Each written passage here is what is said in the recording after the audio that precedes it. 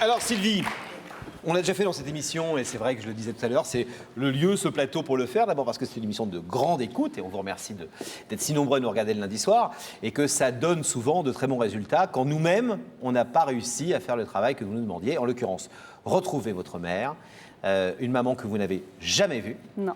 Qui vous a laissé, entre guillemets, ce qu'on appelle l'assistance publique, dans des conditions que vous ignorez un peu. Tout à fait. Il y a 37 ans, donc. Et vous souhaitez la retrouver, cette maman.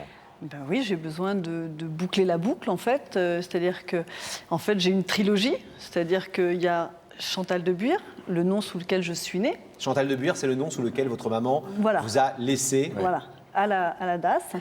Ça, c'est une première partie. Après, il y a Sylvie Liobet, donc, en tant que jeune femme. Et puis après, il y a en tant que femme mariée.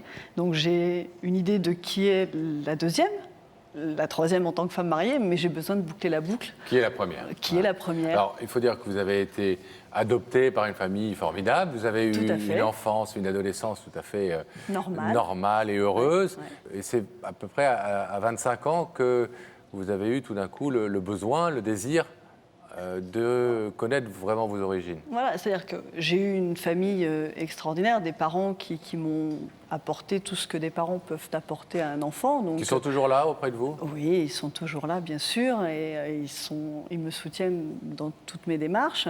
Et bon, il y a effectivement cet aspect-là. Maintenant, il y a quand même des séquelles, en fait, affectives, obligatoirement, que ce soit dans les relations amicales ou amoureuses.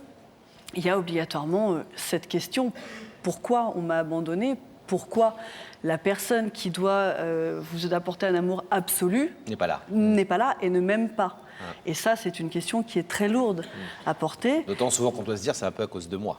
Alors, voilà. En tout cas, à cause de ma présence dans la vie de cette femme à ce moment-là. Voilà, exactement. Donc, à 25 ans, en fait, j'ai eu, comme beaucoup, une rupture amoureuse qui m'a secouée. Et là, je me suis dit, faut que je range tout ça et il faut que je trouve des réponses, que je sache qui je suis. Et c'est là que vous avez demandé votre dossier à la DAS et vous avez découvert un certain nombre de choses, mais aussi beaucoup de vide.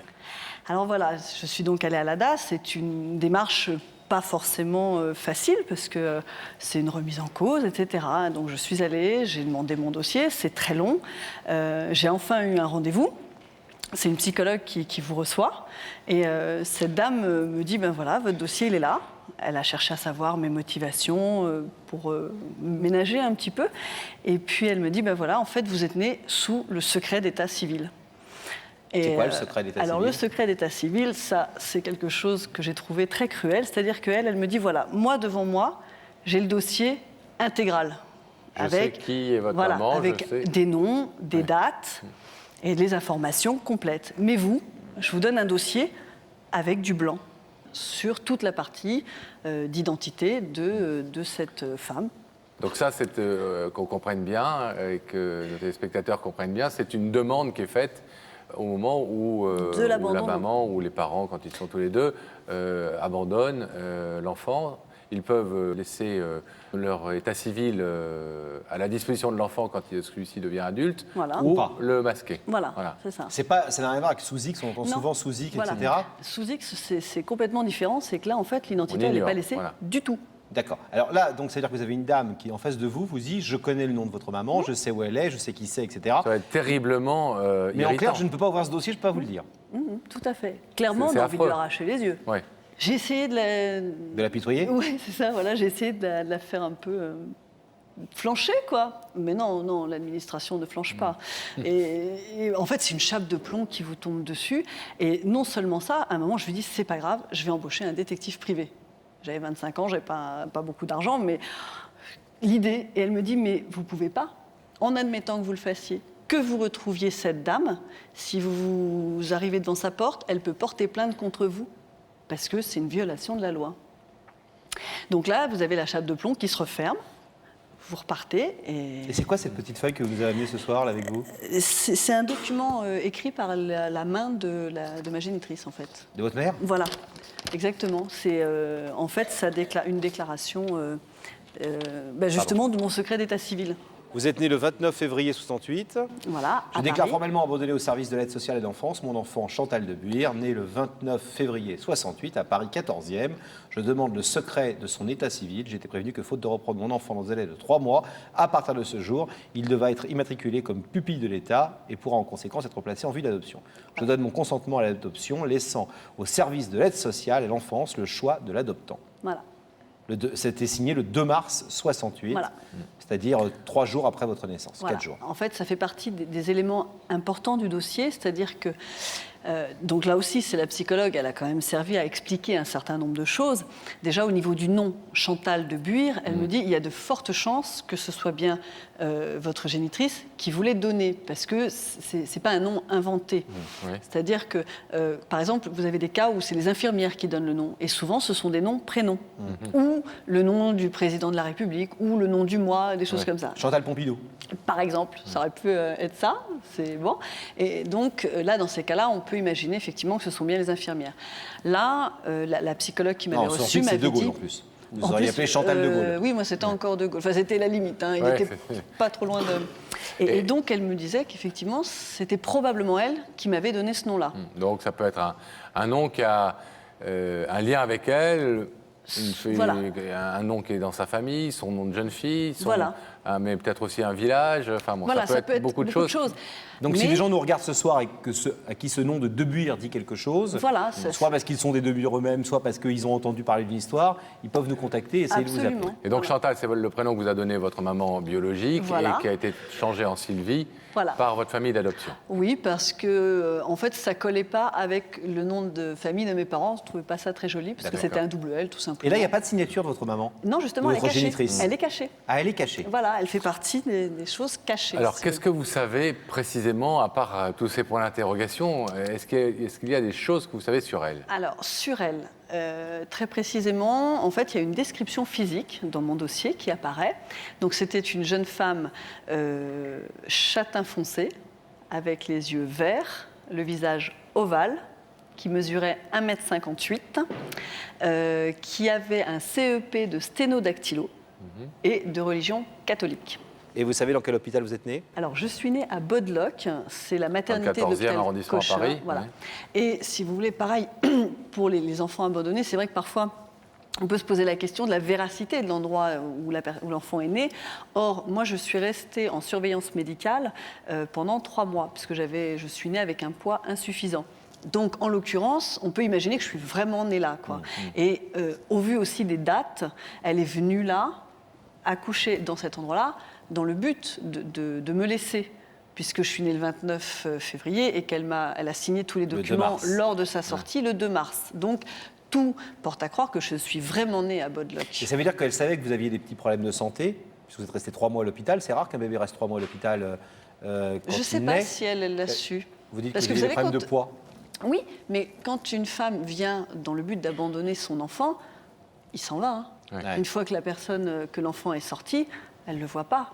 Ou elle le voit 30 secondes, mais il n'y a pas de contact, puisqu'elle cherche vient pas. vraiment pour ça. On Et on ne cherche pas à cherche pas à créer, l'avoir. évidemment. Donc, Donc pas elle d'autres- peut-être qu'elle ne le savait pas. Pas d'autres infos sur cette maman. Évidemment, Non. pas d'infos sur votre père, Ah bah alors là, sur le géniteur. sur le dossier, c'est marqué, elle est restée muette.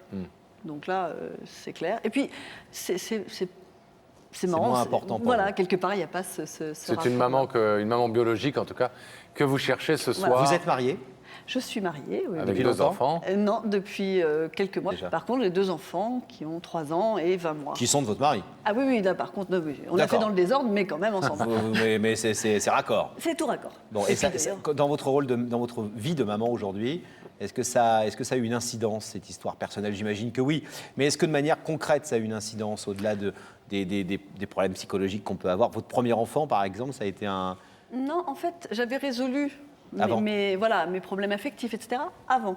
En revanche, ce qui est vrai, c'est que jusqu'à leur 10e mois, j'ai toujours été très attentive à ce qu'ils soient bien. C'est-à-dire pas les laisser pleurer trop longtemps, voilà. Parce que moi... Vous avez dû en faire des sacrés capricieux, alors. Eh bien, pas du tout. Ah, j'ai rien dit. Pas du tout. Figurez-vous, monsieur, Ouais, pas pardon, du tout, ils pardon, sont pardon. très bien, Pas mes du tout. enfants. Ils sont sont pas du très tout bien capricieux. élevés. Non, mais en plus, quand je les ai eus, l'infirmière m'avait dit, il ne faut pas laisser un nourrisson pleurer. Ça ne sert à rien et en fait, au contraire, ça les aide à prendre confiance. Mes enfants, ils dorment, le soir, vous les couchez, ils dorment, et on ne les entend pas. Donc, non, mais c'est vrai que j'avais une attention particulière. un petit peu différente, un petit peu Si particulière. votre maman regardait par hasard cette émission ce soir... Ou quelqu'un à qui votre histoire évoque des souvenirs. Il y a quelque chose qu'on a oublié quand même de préciser C'est quoi par rapport au dossier, qui est très important, c'est que malgré tout, elle a déclaré avoir un autre enfant, donc avant moi. Ça, c'est dans le dossier. Ça fait partie des choses. Par contre, je ne sais pas si c'est un garçon ou une fille. Je n'en Donc ai peut-être pas un la frère, moindre idée. certainement un frère ou une sœur. Alors, certainement un frère ou une sœur. Abandonné comme vous? Alors, a priori, en 68, quand moi j'étais dans les bureaux de la DAS, non, parce que mes parents adoptifs ont fait une demande par rapport à ça. On dit voilà, est-ce qu'il y a un frère, une sœur, parce qu'ils l'auraient pris avec moi. Donc, a priori, en tout cas à cette date-là, ils n'étaient pas du tout dans les services de la DAS. D'accord. Donc, on peut considérer qu'elle en avait déjà un et que deux, c'était une charge qu'elle ne pouvait pas assumer. Donc ça fait partie des informations importantes du dossier aussi, parce que peut-être que lui ou elle, je ne sais pas pourquoi, dans ma tête c'est un frère. C'est un frère. Ça, je crois que ça fait partie des... C'est les inconscients, voilà, l'inconscient qui fonctionne. Ouais. Mais bon, peut-être que cet enfant connaît quelque chose, quoi, aussi. Bon, si votre maman nous regarde ce soir, on ne sait jamais, est-ce que vous voulez lui dire un petit mot? Est-ce que vous voulez dire un petit mot à cette femme que vous ne connaissez pas? Bien sûr. Regardez, il y a une caméra qui se met au rouge là-bas. Allez-y. J'espère que tu regardes cette émission. Sache que si je fais cette démarche aujourd'hui, c'est en aucun cas pour m'immiscer dans ta vie.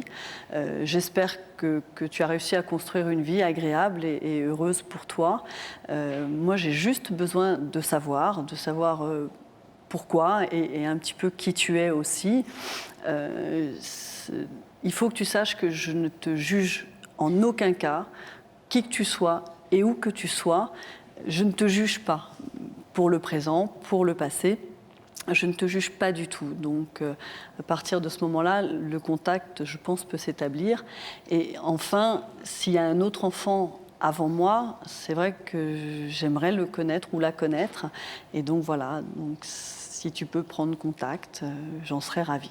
Voilà. Peut-on vous appeler Chantal quelques instants ce soir? Je ne sais pas, en tout cas, pour évoquer quelque chose dans l'esprit d'une personne qui regarderait, on l'espère, mais bon, on va dire Sylvie, puisque c'est votre prénom, c'est celui sous lequel vous avez grandi. Tout à fait. Donc le numéro et l'Internet, il y a toutes les références pour, si jamais l'histoire de Sylvie évoque quelque chose pour vous, que vous soyez ou non cette maman biologique qu'elle recherche, contactez-nous, évidemment, et on transmettra ces informations à Sylvie. Sylvie, vous savez que c'est ce qu'on appelle une bouteille à la mer. Clairement, bien sûr. C'est-à-dire que les chances sont faibles, évidemment. Je pense qu'elle pourrait difficilement être plus importante en même temps qu'avec le nombre de personnes qui regardent cette émission. C'est sûr que vous vous donnez toutes les chances, en même temps elles sont faibles. On espère néanmoins qu'il y aura des échos.